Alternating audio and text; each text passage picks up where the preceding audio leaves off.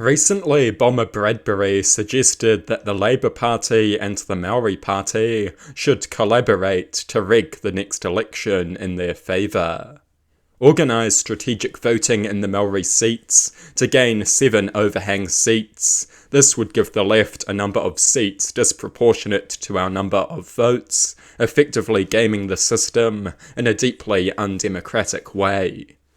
Big Hairy News got excited about this idea and suggested it to Kieran McAnulty, a high-profile Labour Party MP. Thankfully, McAnulty saw through it.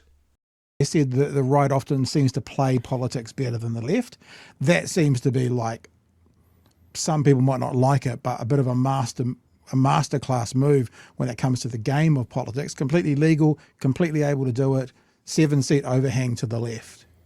But trying to convince New Zealanders that this is a fair crack, instead of just standing on the platform that you want to put forward and expect them to, first of all, do as you tell them to, but also respect it as an approach.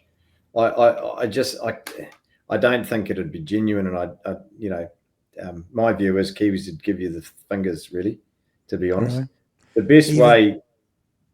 Sorry, you go. Yeah, honestly, I could see where they're coming from. The same argument could be made on the right, of course, that they could do an arrangement with ACT or New Zealand First, for that matter.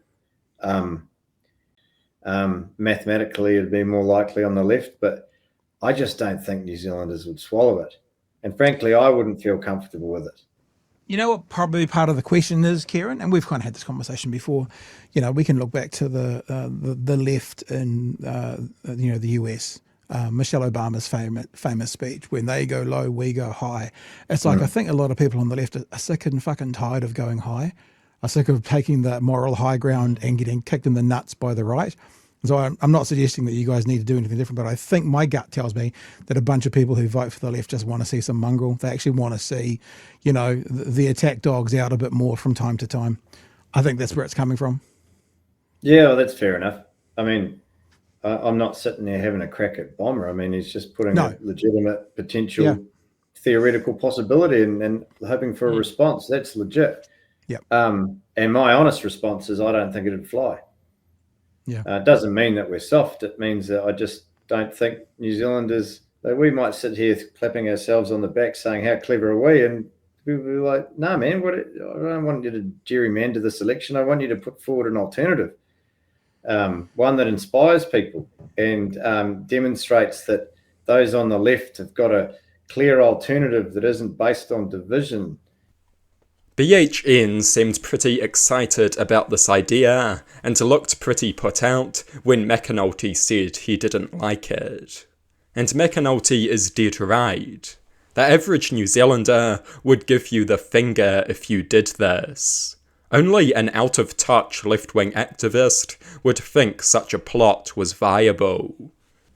BHN claim that the they go low, we go high approach has been a failure.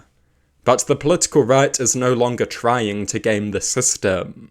National tried to take back Epsom last election, so they are no longer employing this shady strategy, and they never employed it on this scale. This is not a matter of they go low, we go low. This is a matter of they go low and we go lower. It would destroy our moral credibility. It is brazenly undemocratic. It is brazenly anti-democratic. The entire point of this plot is to give the left a number of seats disproportionate to the number of votes received. Kieran McAnulty is dead right.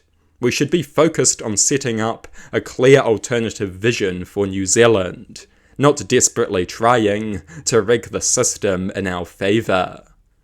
BHN point out that this scheme would not violate any of the rules. And so what?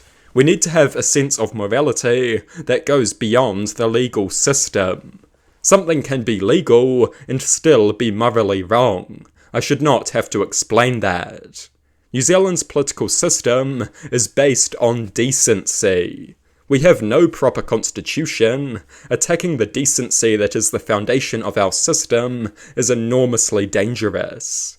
Decency is the only thing preserving democracy in this country. There are no serious rules. The government could ban the Maori Party tomorrow, and it would violate no rules. Chipping away at decency is dangerous. Not to mention the damage such a scheme would do to the legitimacy of our electoral system. It would destroy all trust in it. It is ridiculous that the far left is treating this like it is some master electoral strategy. It is an idiotic scheme that would turn the public against us. It would entail shamelessly gaming the system and putting the deranged Maori Party into government. The voters would absolutely hate that, and rightly so. I am pleased that Kieran McAnulty had the good sense to dismiss this moronic idea.